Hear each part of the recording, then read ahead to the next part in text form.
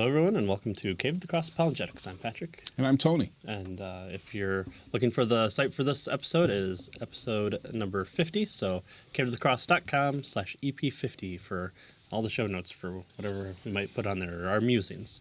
And sadly, or happily, or bittersweetly, we're coming to the last chapter, chapter 19 of Dr. Mitch Stoke's book, How to Be an Atheist, Why Many Skeptics Aren't Skeptical Enough. And we got into the very fun and always uplifting nihilism last time, and we're going to come to the realization of what nihilism kind of leads us to. And that's where we'll end it, and we won't have a hopeful message whatsoever. So, but no, this has kind of been the leading up to it. The universe could have all the meaning in the world, and although it can't really tell us anything because the universe isn't sentient or personal, and now with Dr. Stokes' claim that value is just determined by those who value. It's whether or not we can find value within ourselves, or if there are human independent, not person independent, human independent values. And so nihilism we looked at last time. This is chapter 19. What's the point of it all? And in chapter 18, we defined nihilism and said that it's not that they deny objective truth or moral truth. It's that there are any moral standards whatsoever. Right. That there are any standards that are human independent. Correct. Right? Yes. Yeah. And so Dr. Stokes goes in to this chapter, says that he's arguing that all value, not merely the moral kind, requires a valiant subject. And so he argued that moral nihilism is true, but nihilism in general, not only is moral nihilism true, but that nihilism in general is true if naturalism is true. So it leads from the worldview of naturalism.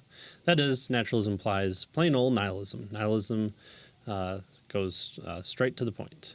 Nihilism implies that there's nothing objectively valuable about our lives, nothing independent of us anyway. Our lives have no objective worth or meaning. So again, happy chapter.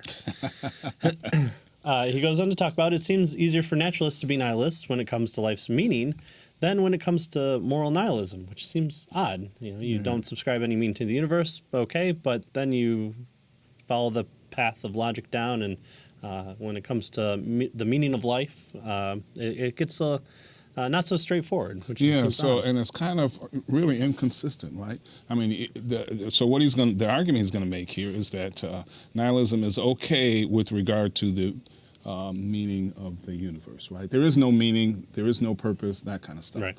But they don't want to go there when it comes to morality. Mm-hmm. Right? They want to know. They want morality to be objective and meaningful, and and that sort of thing. Well, and he's suggesting here that you really can't have it both ways. Right. Yeah. It would be odd to find out that life has no meaning in the grand scheme of the universe, but then when it comes down to your personal ideas, then they suddenly spring forth. But we'll get into that. So our feelings about moral values are much stronger than our feelings about life's values, which seems to be the odd part here. Life meaning with nihilism, with respect to life's meanings, they tend to be shallow moral nihilists. We look at we looked at human life and then said that the race is slow, sure doom falls, pitiless and dark, blind to good, reckless of destruction, omnipotent matter rolls on its relentlessly. So this is a quote from a very, very famous piece by Bertrand Russell in his A Free Man's Worship. Right? Early in Russell's career. Right, in 1903.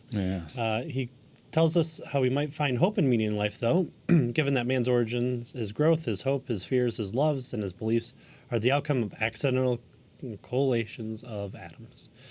Only a firm foundation of unyielding despair, this is Russell, can the soul's habitation henceforth be safely built.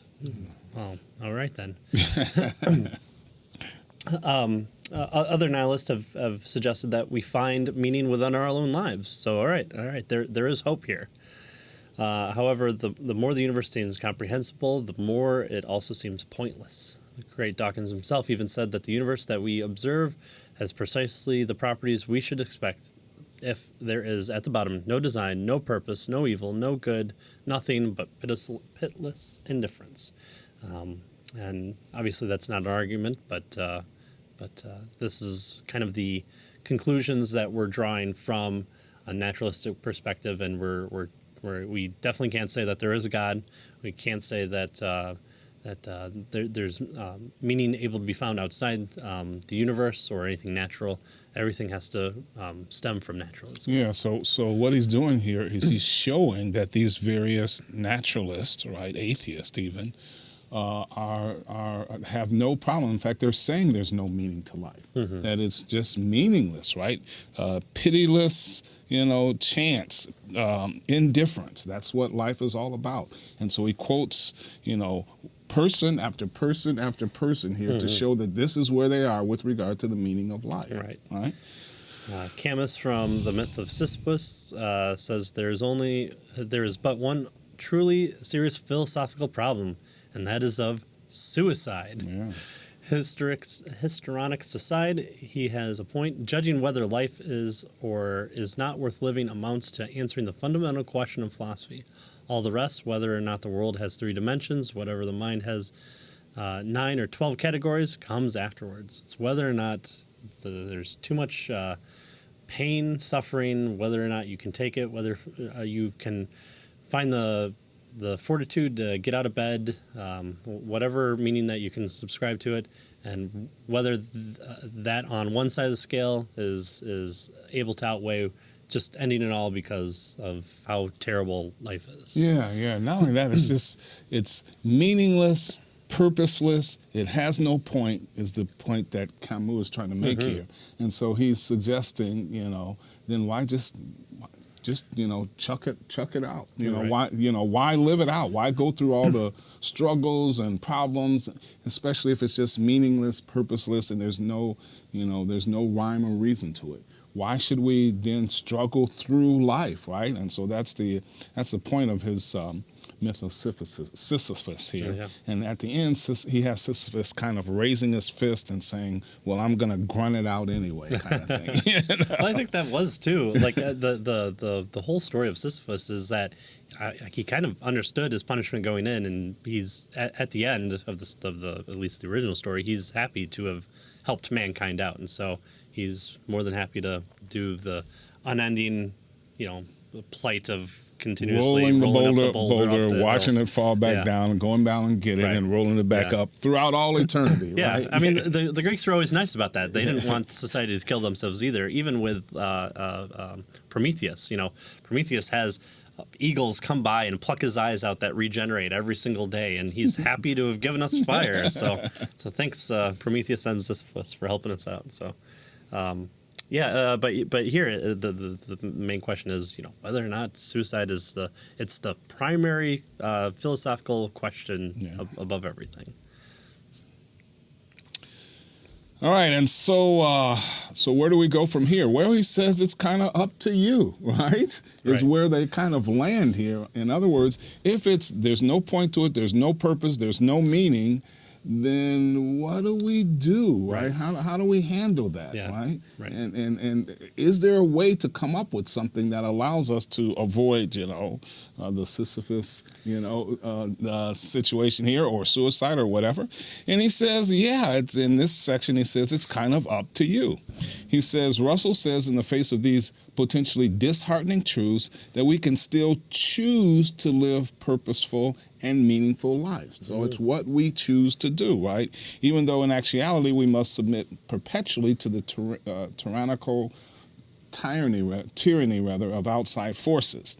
He says we can at least in thought and aspiration, so here's a quoting from Russell's piece again, consider ourselves free from our fellow men, free from the petty planet on which our bodies impotently crawl, free even while we live from the tyranny of death, right? So we can choose to do this. So that's kind of their way out here. Our particular individual subjective choice is how we get around this meaninglessness. Right. Of it, right? They're trying to give you the Tony Robbins approach of continuing on with life.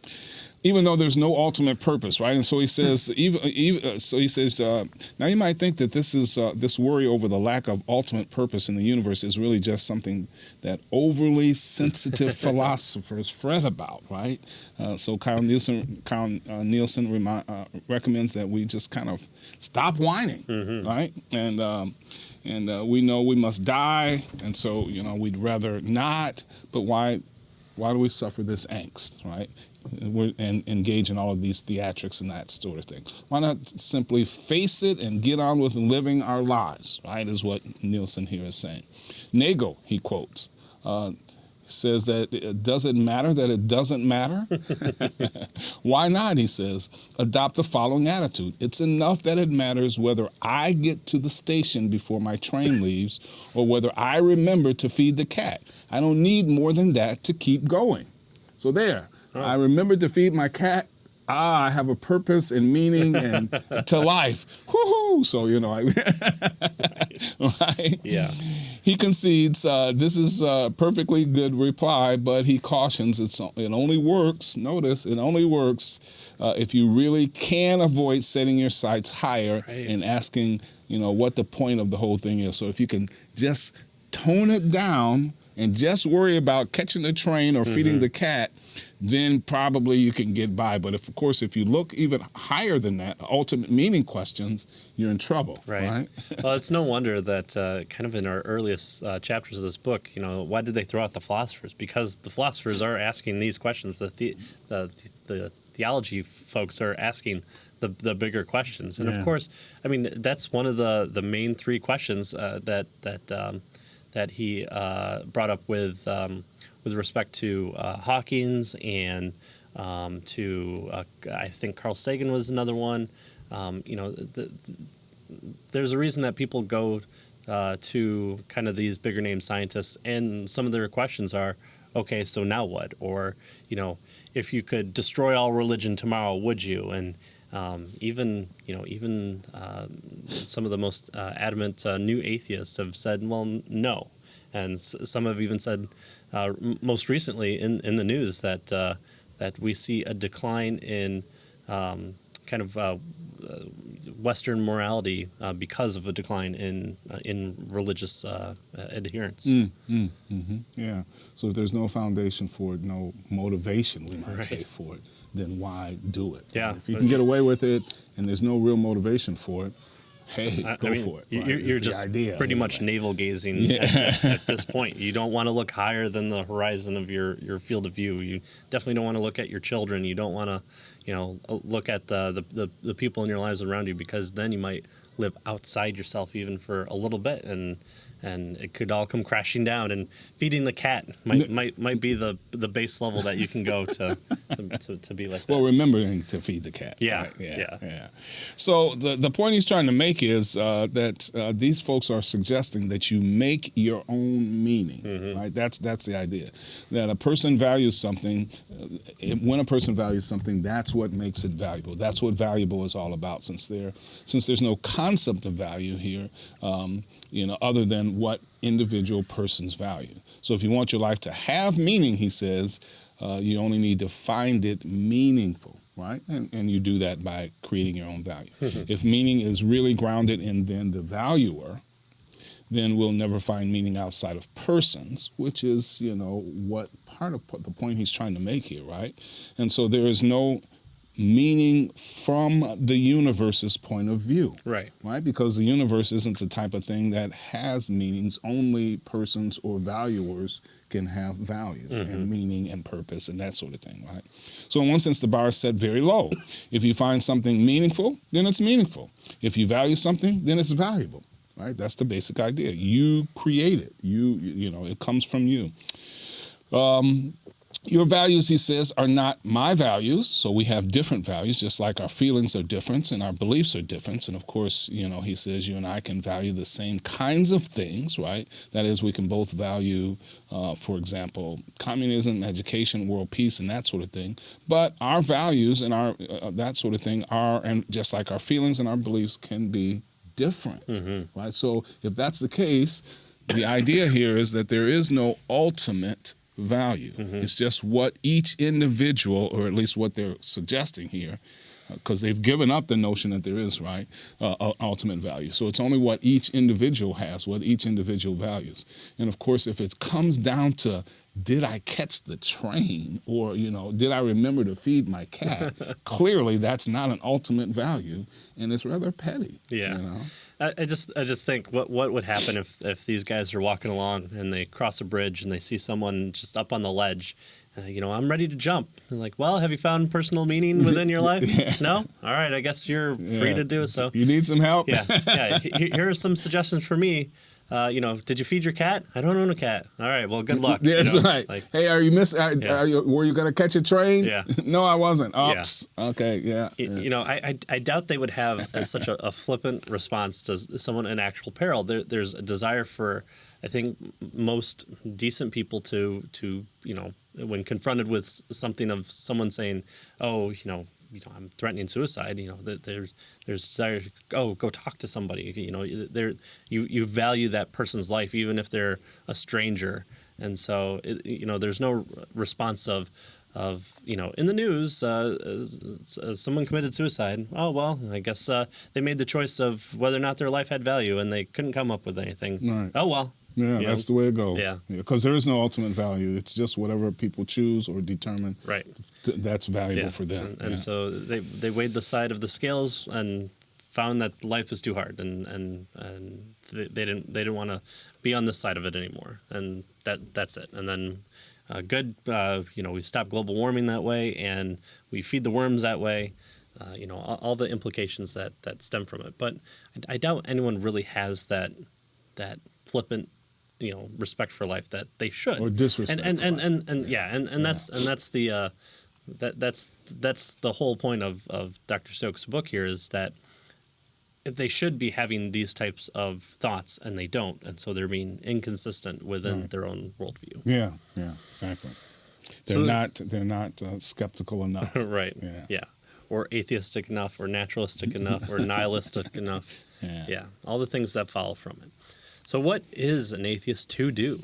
Well, according to their worldview for life, there's nothing atheists should do about it. There's the thing, the shoulds and coulds, or the oughts. What ought I must do? What should I do? Well, from a naturalistic, nihilistic point of view, there are no oughts or shoulds, right? Yeah.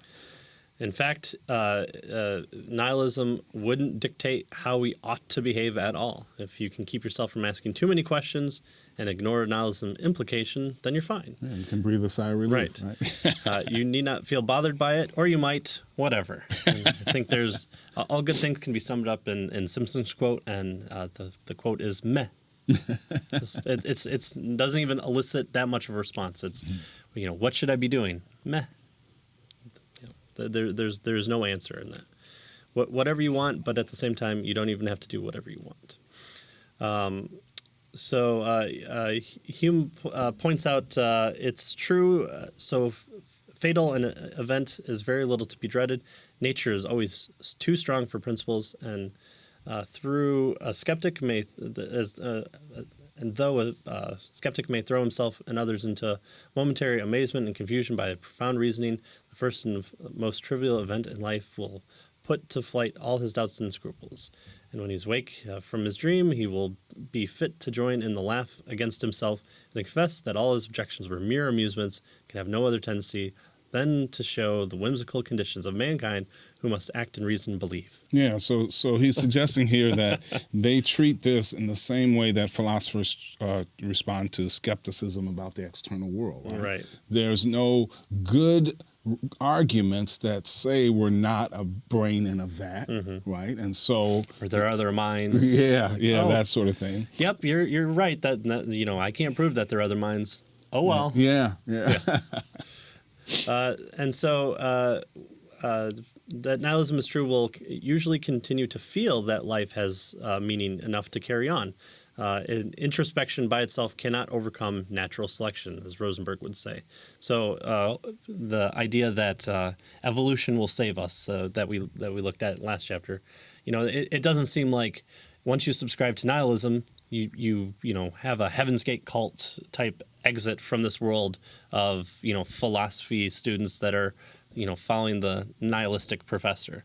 It always seems like there's enough there to catch them from falling into this kind of most basic of questions that we've come to see that nihilism should ask that not should Yeah. that logically follows might possibly occur.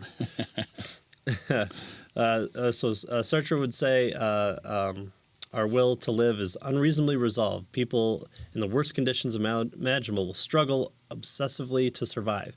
And we see that too, statistically speaking. It's right now, I should say, in the Western world, it is suicide is predominantly by white, affluent males. That's who are most apt to kill themselves. Yet society says that white affluent males are those who have the most to live for. Yeah. Why don't we see a mass, suicide rate of lower incomes, the poor, people of minority, people who are facing persecution? Why don't we see suicides a mass rate in during slavery? How come, and that's through the history of the world. That's not, in Roman times, there wasn't slaves just, offing themselves left and right because of their predicament. You still had a desire, a will to live. And so for the nihilist, all you can say is it's natural selection, it's evolution, it's ingrained in you. But at the same time, as we looked at in a couple past chapters, is you can always override your programming of the evolution bot inside of you of reproduce. Well, I don't want to. That's right. Okay. Or live morally because it promotes the species. Well, I don't. That's the whole issue. Right. People oftentimes don't live morally, right? And Yeah. so they're overridden. We might suggest. Right. Yeah. Exactly. And so, good old Rosenberg here says, take 2 of whatever neuropharmacology prescribes. And he goes through a whole list of different drugs that you can take. So essentially, it's a chemical imbalance because that's all we are. We're just a bag of chemicals. And so all you need to get through life is just enough time on your prescription Zoloft or Paxil or whatever type of drug, right. Heroin, cocaine, meth, whatever it is that gets you right to all of a sudden you find meaning in life. Right. So the point here he's making is he says that even naturalists who are convinced by reason that nihilism is true usually continue to feel that life has meaning enough to carry on. Right. But what if they don't feel that? Well, then get your feelings from drugs. Yeah. Right? And that'll help you to carry on. He says after 2 weeks or so, 3 weeks, then you're good to go. Right. It's definitely a chemical imbalance because, you are a bag of chemicals that have evolved to this point and your ancestors didn't kill themselves. So, you need to survive in order to perpetuate the species. And so what's wrong with you is a mutation inside of you. And that's a bad mutation, not like the good mutations of, being scared of scary movies that, result from being scared of, the tiger in the grass, that your ancestors somehow had a gene for that and it carried through in order for you to be scared of scary movies. So drugs is the answer. So drugs and suicide. Right. So again, we're a happy bunch on this part. Yeah. So he kind of ends this section, this chapter, and in fact the book, right, by suggesting how maybe how does theism make things any different, right? And so we should probably read at least kind of large sections of this because this is kind of his concluding remarks here in terms of what he's really aiming at. Yeah, it sums up the book, the chapter. And this section. Yeah, he says, a person-dependent value and meaning raises a number of important questions for Christians and other theists. For one thing, can God provide our lives with meaning? Can God do that, right? He says yes, in the sense that we can value him and his values. And of course, many things can do that, right? Many things can provide us with meaning. We can value those and that sort of thing. Atheists are true that you can pick your cat, your train, all these things with meaning. It's just whether or not it's good enough to get you. Exactly. In other words, yeah. So he says, we can value communism, gardening, painting, whatever. There are lots of things. But so he says, so then is God just one choice among all of these various things that we can value, right?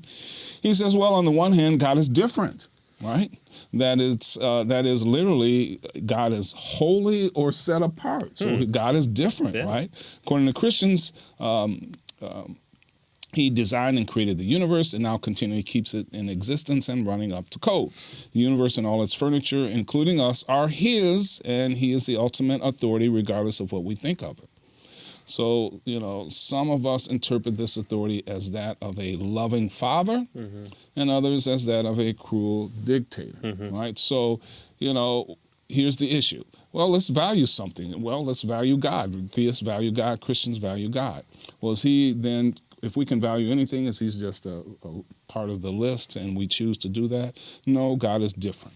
Clearly, God is different, right? The theistic God, the Christian God is different. He's a holy, set-apart creator, sustainer of the universe, and he has ultimate authority because he created it all, right? Yeah, he's a different being than our being. Yeah. Moreover, he says that God has designed us so that we function properly. Notice this. Only when we love the things that he loves and hate the things that he hates. So that's when we function properly. That's what it means to be created in the image of God. That's how God designed us, right?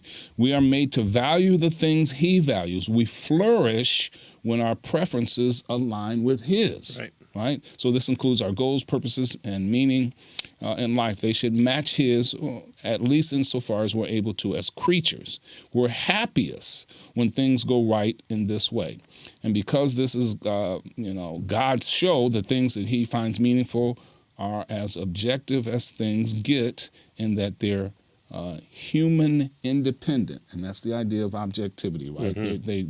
They're not just based on what we think or what we feel or our opinions or that sort of thing. They're independent of us, not person independent, right? Because value is he's been arguing all along. You have to have a person in order to a naked, barren universe doesn't have value. You have to have a person in order to have value, right?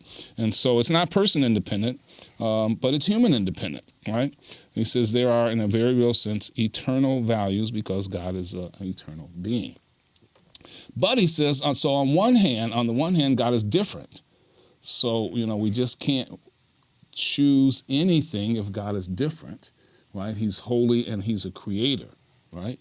But on the other hand, he says that we can, in some sense, choose God from among other things. How's that so? Well, he says this is pretty plain. After all, we often don't value what God values. We frequently find meaning where he finds little or none, right? And the footnote here is interesting, and so I want to read this here. He says, of course, the term find is dangerous because it can be misleading in precisely the way I've been guarding against. There aren't meanings out there. Again, that's his point, to be found.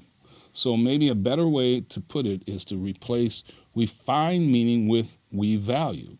In that case, we would say instead that we sometimes value things that God doesn't value. Right? So that's so for the atheist that finds value in feeding their cat, there's no finding value in feeding the cat. It's that's the value that they subscribe to themselves, so that they can get on with their life. So it's not a I found it. Here's the answer. It's this is what I'm taking as my ultimate standard of value. And so here's his. He says we can choose to align with God or not, but the point is this: the cosmos is profoundly personal. It's a place where the highest value turns out to be a place placed on relationships, right? That's what the highest value is. God calls us to a relationship of mutual love. In fact, God himself is a relationship among persons, according to the doctrine of the Trinity. And it's only in the proper relation to these persons that we find value and meaning that are ultimately satisfying. Now he says that he's not presenting an argument here, right? He's merely explaining how Christians can make sense of the view that all value and meanings are subjective or personal or person dependent. So of course he says if what I say here is right, then there's also a sense in which there's objective value in the human independent sense, namely God's values. So again, he makes the point that objectivity is different than the subjective relative value that we individually have or even collectively, right? Mm-hmm. It has to do with God's value. Right. And that's what makes it it's what makes it objective, because it's human independent, right? It's kind of like, and I think we've probably talked about this illustration before, right? The tallest mountain above sea level in the world is Mount Everest. Now notice, it's that regardless of what I believe, regardless of my opinions, regardless of what I think. It is objectively independent of my beliefs and judgments and opinions. The tallest mountain above sea level. Well, that's the kind of point. So that's the idea of objectivity. It's independent of human, thinking and belief and that sort of thing. And he's saying here, values are ultimate values anyway. Objective values then have to be centered in something other than our beliefs, our opinions, or just what we value, right? Otherwise, it is just subjective, and it is, it isn't objective, and therefore, it's kind of like, okay, I have to remember to feed the cat well. Yeah, I don't want to remember to feed the cat. That is not an objective value. That's a subjective value, and what good is it? All right, God makes objective value because they are human independent, because they're what God values. All right. He says, and here we come to the point of why I've jumped up and down on the fact that value is ultimately personal. We theists typically argue that our view makes sense of objective moral and natural laws. Now, he thinks this is a mistake, right? We say, what makes sense of moral laws is that, the idea that they're objective, that they're independent, right? He says, but this is a mistake. To be sure, I think a theist view of the cosmos makes better sense of our world, and the Christian view does this best of all. But as long as we continue to argue for objective values and laws in the full-blooded person-independent and therefore God-independent sense of objective, we naturally give the impression that there are such things. But there aren't. The universe in and of itself doesn't have any of these things, right? You have to have a person, right? And for it to be, objective and valuable, right? He says, so we unintentionally perpetuate the lie that there is an impersonal view of the universe. What Nagel said, a view from nowhere. This lie, he says, has kept the Enlightenment project alive and is why the atheists like Harris continue to search for an impersonal ground of moral value. But there can be no such thing as an impersonal ground, a naturalistic ground for moral value. His point is, because values are personal, right. You have to have a person. And if you want ultimate value, you have to have an ultimate person, right? And he says, what we cherish most is personal and indeed relational. And as the old hymn puts it, this is my Father's world, right? And then we turn the page and there's nothing else left. Right. So that's how he ends this particular chapter. Right? Yeah, so his objection here is kind of we have bad terminology at times. Where especially for presuppositionalists, we always say, oh, that's just your opinion. What is an objective, standard for telling the truth? And so we tend to want to kind of cut off the knees of any other objection, and rightfully so, because we do ultimately believe it, of having the law take the place, or convention of society, or whatever the Grand Poobah says, and so his grounding it in this valuer stance doesn't undermine that. It makes a clarification more possible by saying, okay, we're looking for a human independent value, because anything else is just subjective, and we can go round and round of, and whether, relative, and therefore, right, chocolate and vanilla ice cream arguments are just the same as should we, kill the unborn. Right. And so if we have, or kill our neighbor. Yeah, if we have this argument of having a person independent, then we remove it to okay, does the universe have meaning? And so we want to avoid that by saying value only comes from a valuer, and ultimately the biggest valuer should be God, because he's different from us, but at the same time he's relational, and we see that in the idea of the Trinity. God doesn't need to learn love because he's exhibited love from eternity past, because he's been in a relational, loving relationship with the triune beings of God. And so persons. I'm sorry, in the persons of God and in the one being. And we should also understand that being creator, he is able to infuse into us a desire to be relational, to find meaning, and that him communicating his meaning, his what he values, is the point of the gospel. Mm-hmm. Love the Lord your God and love your neighbor as yourself. These are two greatest commandments.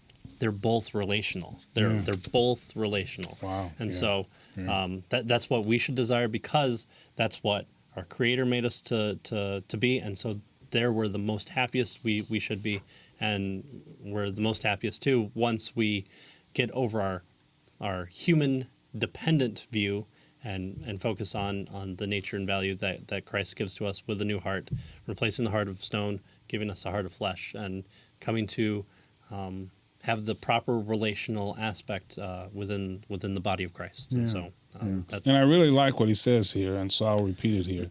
He says, God has designed us so that we function properly only when we love the things he loves and hate the things he hates. Right. We're made to value the things he values. We flourish when our preferences align with his. Right.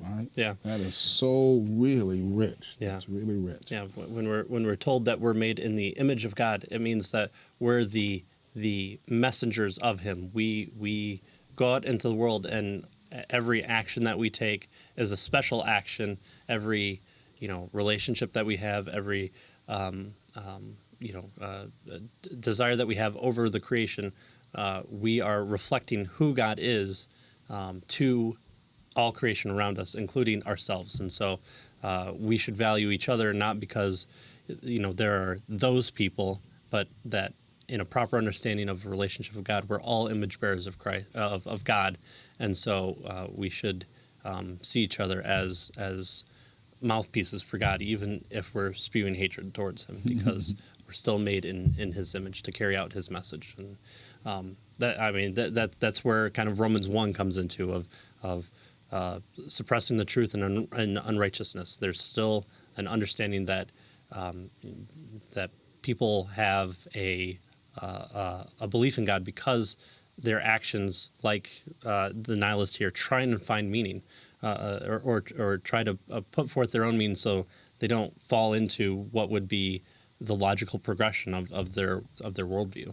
And so that's what Genesis 1 tells us, and that's what Romans 1 goes on to tell us. And ultimately, we come into the proper role once we submit ourselves to Christ and come under the full image-bearing weight and be the messengers both of his image and then also of his message of salvation. And it has to do with our ability to relate. I mean, relationship is huge with regard to, being created in the image of God. We can relate to one another. We can relate to God, right? We are moral beings, in terms of being in the image of God. And so it's a complex of things here that this image has to do with.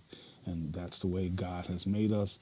And therefore, as he says here, we flourish when our preferences align with his. Mm-hmm. All right. So we've destroyed atheism, or at least we've shown that they're not atheists. skeptical enough, Right. right? So, At least that's what Dr. Mitch Stokes has shown. Right? And so, when Christians are called hypocrites, we rightfully say yes, because we are not valuing the things that God values. We're definitely not valuing the things that we're telling other people to value. So we should live consistent lives, and that should give us an encouragement to strive day by day, picking up our cross daily and following after God and conforming ourselves into the image of Christ, because that way we're living more consistently, which falls in line with loving God more, valuing the things that He values, and then the world will see through our love, through our understanding of our place, and through the message of the gospel in our own lives and from our lips that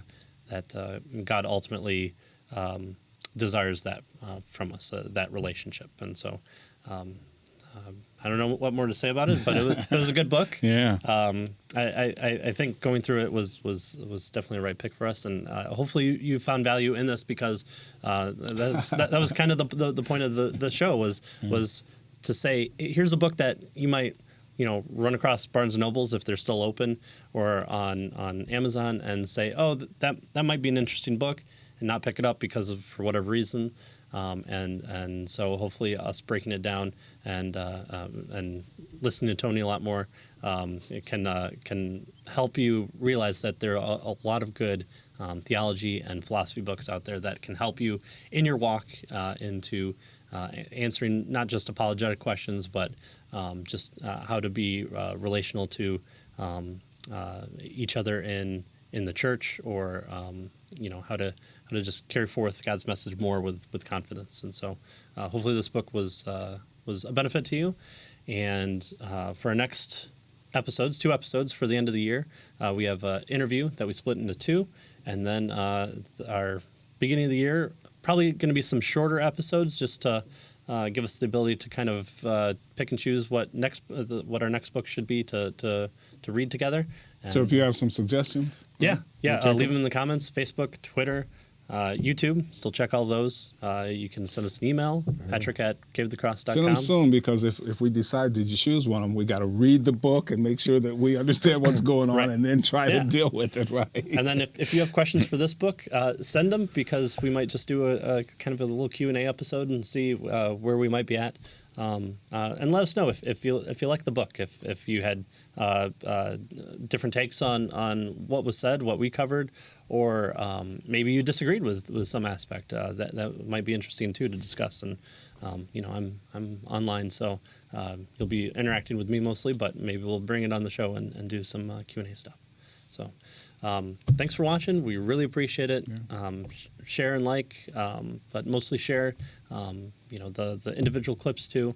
Hopefully those are beneficial to you. That you can pull some of those out to share with other people, or if it's just a part in the whole episode at 44 minutes, that you can find that one part and go, oh yeah, that was the point of it, and take off from there. So thanks again, and Thank you. Join us next time. See ya.